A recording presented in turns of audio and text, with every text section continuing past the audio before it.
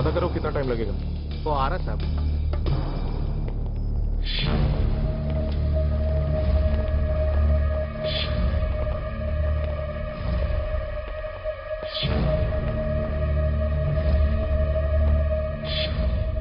నమస్తే గౌరీ గారు, హ్యాపీనా? ఏంటంటే ఆ హత్యలన్నీ నువ్వే చేసావని కనిపెట్టినందుకు చాలా గర్వపడ్డాను మొదట్లో. కానీ ఆలోచిస్తే నాకు దొరికిపోవాలని నువ్వే ఈ క్లూస్ అన్ని వదులుకుంటూ వచ్చావని అనిపిస్తోంది ఇప్పుడు. నేను మీ క్లూలు వదలటం సార్? మీరెవరో ఐపీఎస్ టాప్ ర్యాంక్ లో పాస్ అయ్యి ఎస్పీ కేటర్ లో ఉన్న సిబిసిఐడి ఆఫీసరు.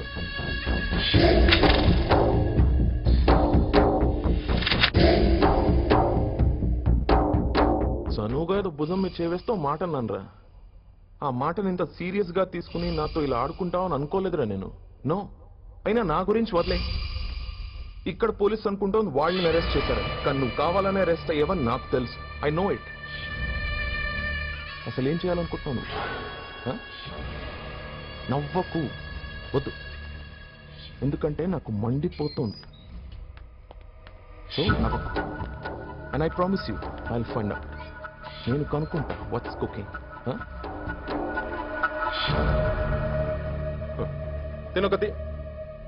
నువ్వు ఒక క్రిమినల్ అని చెప్పాక నీ మీద లవ్ పుట్టిందంట.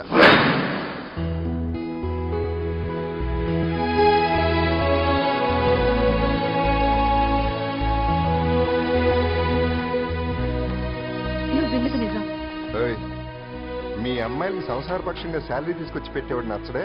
రౌడీలు, హంతకులు వీళ్ళే నచ్చుతారు. రంగారావు, మీరన్నా చెప్పండి. చెప్పడానికి నా కూతురు ప్రేమించింది దొంగను కాదు బాబు, అసలైన పోలీసుని. నేను చేసిన హత్యలకి నాకు ఉరి శిక్ష కూడా పడచ్చు తెలుసా? ఊరిపిచ్చినా మగడా, నేరం చేసినోడికి శిక్ష పడేంత సీనే మనకుంటే నువ్వు మర్డర్లు చేయాల్సినంత అవసరం ఎందుకు వస్తుంది? నేను నిన్ను బెయిల్లో బయటికి తెచ్చుకుంటా. బెయిల్ పూర్తయ్యేలోపు తాళి కట్టి ఇద్దరు ట్విన్స్ ని కంపల్సరీగా ఇస్తావు. నాకా నమ్మకం అయితే ఉంది.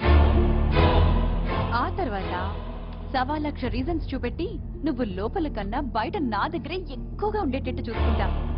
నీతో డిస్కషన్స్ వేస్ట్, కానీ మా అత్తమ్మ వాళ్ళు పరిచయం చేయి, వాళ్ళతోనే మాట్లాడుకుంటా.